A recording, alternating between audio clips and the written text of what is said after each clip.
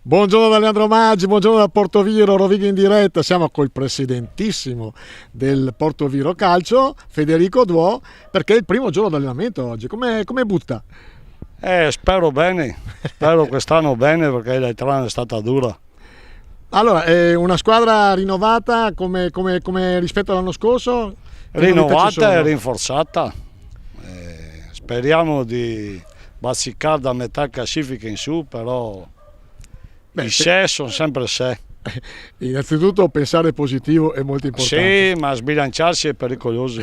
È vero, anche perché poi dopo verba volant ma video manent, i video rimangono, poi dicono guarda Federico sì, diceva. cosa ha detto, cosa... Però c'è una squadra, io l'ho visto dai, in allenamento, mi sembra tosta. Dai, sì. Allenatore?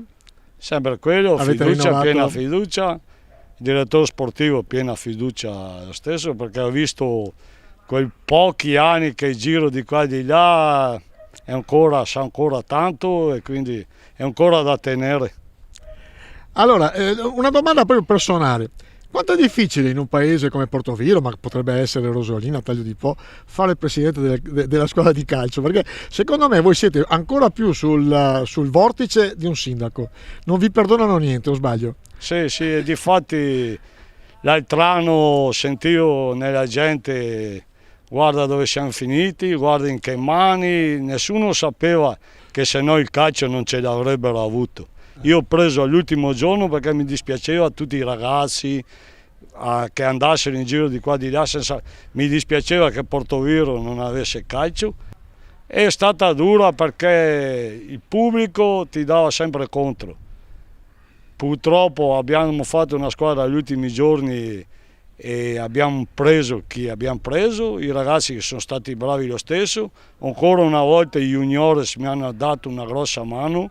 Difatti quest'anno ho vinto il premio di 4.000 euro perché ho usato l'anno scorso tanti giovani e quindi per me è una vittoria anche questa, perché siamo arrivati 11esimi mi sembra in tutto il Veneto ad aver usato in promozione più giovani.